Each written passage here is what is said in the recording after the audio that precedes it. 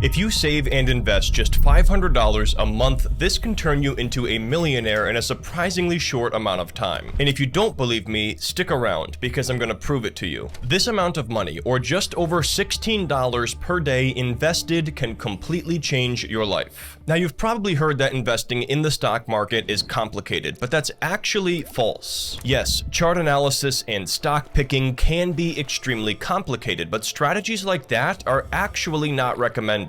In fact, the greatest stock picker of our time, Warren Buffett, has even said himself that most people out there should simply own a low-fee S&P 500 index fund. But he even took things a step further by wagering a now-famous bet against 5 hedge funds. Buffett placed a now-famous $1 million bet against these seemingly cutting-edge stock pickers, wagering that a simple S&P 500 index fund would beat all of them over a 10-year period. In his 2017 letter to shareholders, he revealed the results, and while some of these hedge funds got off to a good start, the S&P 500 beat all of them by a massive margin. During that 10-year period, the S&P 500 returned 125.8%. Meanwhile, the portfolio of hedge funds generated returns of 2.8% on the low end to 87.7% on the high end. Point being is that you are in the right place and following the correct strategy. I'll be showing you exactly how to follow this approach, which smoked the hedge funds by investing in a low-fee Vanguard S&P 500 index fund. For starters, let's define what the S&P 500 is. The Standard & Poor's 500 index is a market value weighted index of the 500 largest publicly traded US companies. And market value weighted simply means the larger a company is, the more weight that it carries in the index. So when you invest in the S&P 500, a large portion of your money goes into companies like Microsoft, Meta, Nvidia, Amazon, and Apple because of just how large these companies have become already. FinViz has a heat map that shows you a visual of this in action. The larger a square is, the more weight it carries in the index, and the more of your money gets allocated there when you invest. Now, a key benefit to investing in the S&P 500 is when you invest, your money gets spread out across all of those different sectors and industries. This gives you exposure to all of the different segments of the US economy, and even if one particular segment or company takes a nosedive, the rest of what you own will help you to offset that. Now, the S&P 500 was officially launched in 1957, which predates many of the companies that are part of the index today. To adjust for this, the companies that are included within the index change over time based on what companies are the most valuable companies today. The S&P 500 is the most widely accepted benchmark for tracking the US stock market. And because it has been around for so long, we have decades of historical performance to look back on. According to NerdWallet, the S&P 500 has returned about 10% on average per year over the last century, assuming that you are reinvesting your dividends. So in addition to returns being generated from the value of these shares going up over time, or asset appreciation, you also have this secondary income stream of dividends, which are these quarterly cash payments. And this is a way that well-established companies will share a portion of their profits with the shareholders in order to keep them around. Companies like Coca-Cola, for example, aren't growing very fast anymore, and that's because they've achieved near market saturation. But they are generating consistent sales and steady profits, so they pass a portion of those along to the shareholders in the form of quarterly cash payments. Later on in the tutorial section, I'll be showing you exactly how to enable automatic dividend reinvestment. That way you can maximize your return potential here. But for now, it's time to show you how the S&P 500 has the potential to turn you into a millionaire, so pay attention. What we're looking at here is a compound interest calculator, and this shows you how the value of your wealth can grow over time through investment. And if you've never played around with one of these yourself, I would highly recommend that you do, because it's pretty crazy to see the compounding effect of your wealth over time. Now, I do have a full video on compound interest explained that I'll put in the corner, but let's go through the example now, and if you want to learn more, you can check that video out after this one. We're going to be starting off with an initial investment here of $0, as most people are starting off at the $0 line, and as mentioned earlier, we're looking at a monthly contribution here of $500, and the first thing I want to do is look at a 10-year time horizon, and as mentioned before, for the average return that we're going to be using is that NerdWallet figure of 10% annually. If we click on the calculate button, it's going to show us the value of the portfolio, which is going to be $95,624. The blue line shows our contributions, or the dollar value that we put in, and the red line is the value of the portfolio. So at this point, we've invested about $60,000 and have made about $35,000 from the stock market, so it's pretty exciting, but nothing too crazy. Now we're going to push out to the 20-year mark, and most people would think that the value of the portfolio would be roughly double, or somewhere around $200,000, but this is where you can see the magic of compound interest starting to take place. If we push out now to the 20-year mark and once again hit the calculate button, we can see here the portfolio has actually grown in value to just about $343,000, which is quite a bit more than $200,000, or roughly double what we were at prior. If we look once again at the contributions versus the value, you've contributed about $120,000 and you've made a little over $220,000 in investment gains. So at this point, you've made a lot more than the amount that you've put in, and you can see this red line is accelerating at a faster and faster rate, and that is the compounding effect. But of course, you want to become a millionaire, and to do that, you would have to invest for just another 11 years, which would be the 31-year mark. At that point in time, if we click on calculate,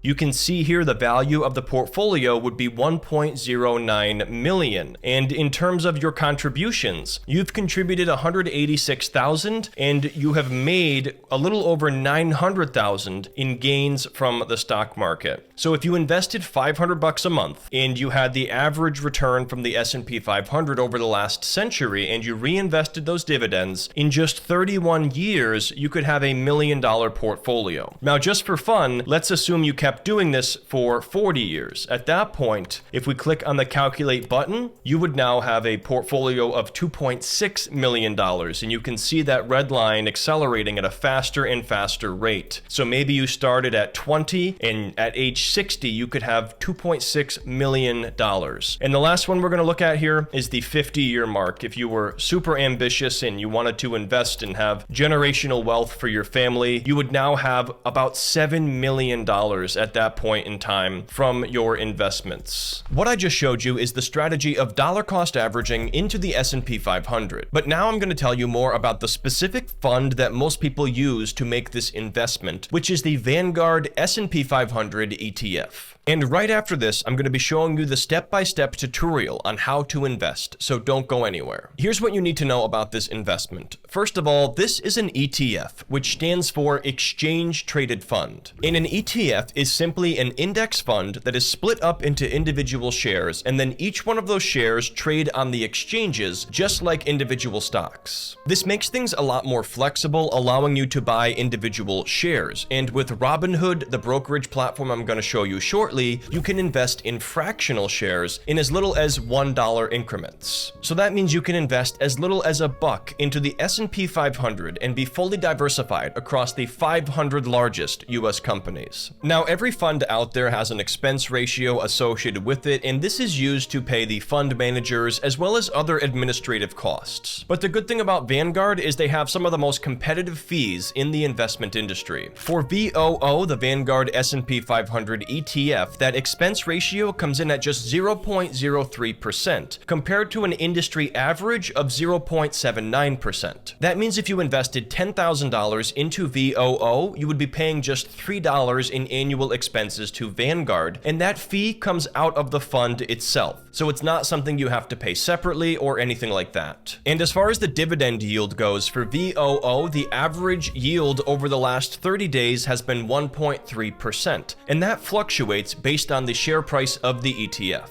So with that same $10,000 investment, that would be about $130 in annual dividends paid out in 4 quarterly payments of $32.50. That's the basics on the Vanguard S&P 500 ETF, but if you want to learn more, check out the card in the corner for my full video on Vanguard index funds. Now I'm going to show you how to put all of this into action using the commission-free stock trading app Robinhood. But here's the best part. You can get a free stock worth up to $200 by signing signing up using my affiliate link. First, you're going to want to visit ryanoscribner.com/Robinhood or click the link in the description below. From here, all you have to do is sign up and then deposit any amount of money, even as little as $1. Then you'll get to choose your free fractional share from a list of 20 leading American companies. Now, I have a full 45-minute tutorial on Robinhood investing for beginners that I'll put in the corner for later, but here's the quick investing tutorial now. Okay guys, so here we are inside of my demo Robinhood account, and the first thing that I want to do here is show you how to deposit funds. So what we're going to do first here is click on buying power, and then we're going to click on the black deposit funds button. Now, I already have funds in this account, but I want to show you everything step by step, that way you know exactly what to do here. What we're going to do is put $10 into my Robinhood account to invest with, and if you want to choose from multiple bank accounts that you've linked, you can click on the from section there. And if you decide to open up a retirement account, for example, you can then, under the to section, choose between your different accounts. But in this case, we're just looking to deposit $10, so we're going to click on the black review button, and then we're going to click on the transfer $10 button at the bottom. Now, this screen here gives us confirmation of the deposit, and it gives us an estimate for when the funds should arrive. However, the cool thing about Robinhood is that they offer instant deposits, so you'll be able to invest up to $1,000 immediately when you initiate that transfer. So if we click on the continue button, you can see that we have instant deposit available of $10, which means we can invest this money right away before the transfer from our bank account completes. We're going to click on continue, and then if we click on the home screen now at the bottom left, you can see my buying power has increased by $10. What you're going to want to do is click on the search icon in the top right, and you can either type in the symbol if you know the symbol for the stock or ETF you're looking to buy, or if you don't, you can just type in the name. So we're going to type in Vanguard, and you can see here at the very top we have the Vanguard S&P 500 ETF, which trades under the symbol VOO. Now, I already own some fractional shares here from my previous tutorial, so let's go ahead and click on the top result, and we'll go through this together. The first thing you can do on this screen is look at the performance of this fund over different periods of time. So for example, over the last year, the return has been a little over 22%, and over the last 5 years, it's been about just under 83% return. If we scroll down, we can get details about my existing position. So I currently own about $61 worth of VOO, and my average cost per share is $486.63, and the current share price is $502.99. So I've actually made a little bit of money here. In fact, my total return here is 3.36%, which is about $2. And you can also see what your return is over the given trading day, just above that. Now, if we scroll down here, we can also get information about the ETF itself. And this is one of my favorite sections right here, which shows you what's actually in the fund. This gives you a visual breakdown of the sectors in terms of how your money is invested. So when you put money into this particular ETF, about 32% goes right into technology companies, and then the next biggest category is financial services, which is about 12.5%. Just under 12% of your money goes into healthcare companies, and then you have consumer cyclical, and so forth. So because tech companies have become so dominant in today's economy, based on this being a market value weighted index, the majority of your money goes into that sector compared to the other segments of the US economy. And if you're curious about what companies make up the largest amount in this fund, you can click on top 10 holdings, and it's pretty wild here. 34.34% of all of the money you invest goes right into these 10 companies. But even crazier than that is about 7 cents out of every dollar that you invest goes into Apple, and then 6.7%, or about 6.7 cents out of every dollar, would go into Microsoft, and then you have Nvidia representing 6.2%, Amazon is about 3.7%, and so forth. A lot of people think the S&P 500 is this boring investment, but it's really not when you consider just how much of your money goes into the big tech giants. If we keep scrolling, we'll get more information here, such as the current 30-day yield, which is 1.26%, and the expense ratio, which we talked about, is 0.03%. We can also get information about what people also own in conjunction with this particular investment, and you can also see here my trading history with this particular ETF. If you're curious about the historical performance, you can look at the month-end performance performance and quarter end performance here and see what the return has been over the last 1 to 10 years. And the interesting thing here is we talked about how the average return has been about 10% annually, but in recent years, the average return from the S&P 500 has actually been well above that. Over the last 10 years, the average return has been just under 13% annually. So that's it for this screen here, and what I want to show you now is how to invest in fractional shares. We're going to click on the green trade button at the bottom right, and then you're going to click on buy, and at this point it brings up the screen to invest in dollar value or fractional shares. Now if you wanted to buy whole shares instead, you can click in the top right and change this to buy in shares, but then you have to buy one whole share, which is going to be a little over $500. We instead want to invest in dollar value, and we want to put $10 into this, which is going to be about 0.01988 shares. Whenever you're ready, all you have to do is swipe up.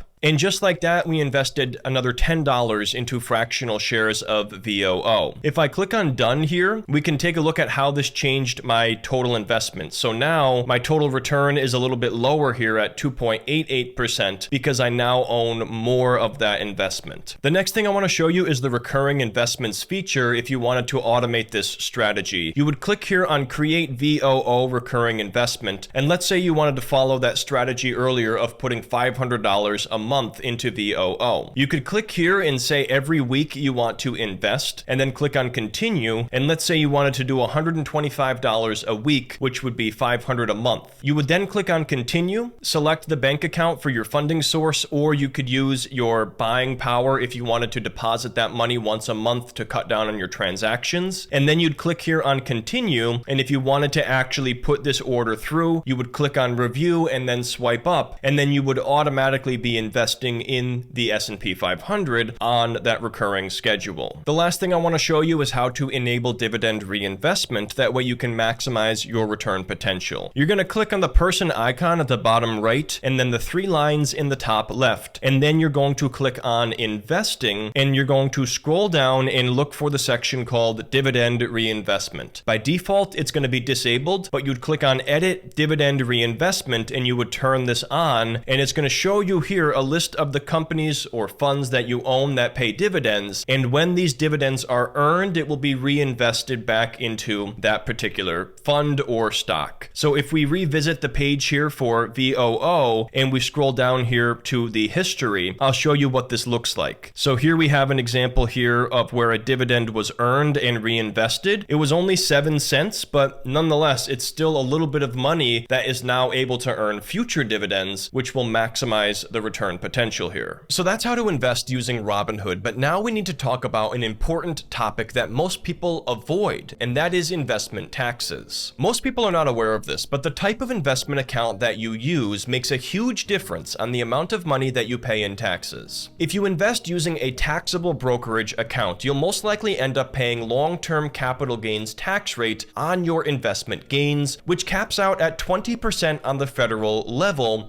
and there could be additional state taxes owed too. Now, in the previous example, we looked at investing $500 a month over 31 years and earning that average 10% return from the S&P 500. And over those roughly 3 decades, the example showed your account growing in value to about 1.09 million. But the crazy part is the amount that you invested was only about 186,000. That means if you cashed out all at once, you would have about $905,000 in investment gains or capital gains from the stock market. And at a 20% tax rate, that would be about 181,000 in taxes owed. But in addition, you also earned dividends from that investment. And even if you're reinvesting them, you still have to pay taxes on those earned dividends. If you were earning a 1.3% yield on a $1 million account, that would be about $13,000 in annual dividends. The tax rate on those dividends can also be as high as 20% for qualified dividends. So on those $13K in annual dividend payments, you would owe about $2,600 in addition to capital gains taxes if you sell from the account. But if you invest through a retirement account, specifically a Roth IRA, you can shelter yourself from both taxes on your capital gains and taxes on your earned dividends. With the Roth IRA, you're contributing your post-tax dollars, and that means that there's no upfront benefit like the 401k, for example. Instead, all of the benefits are at the end. As long as you don't touch the earnings from the account until the age of 59 and a half and follow a few other basic requirements, you will pay no taxes on your capital gains and no taxes on your dividends. So if you're investing for the long haul, you should check out the Roth IRA retirement account. And this is something that Robinhood offers too. And again, don't forget to sign up using my affiliate link down below to get that free stock worth up to $200. And just like that, you are now an expert on passive long-term investing. This is the only strategy that works for everyone, and you can now sit back and relax while your friends might be worried about their stock picking. Now, as you get older, you may want to diversify your portfolio into bonds to limit your downside risk, and you should also talk with a financial advisor about this. So just keep that in the back of your mind for now. If you made it to the very end, don't forget to drop a like as well as subscribe and hit the bell for future video notifications. You can click below to watch my full 45-minute Robinhood investing tutorial, and I hope to see you there.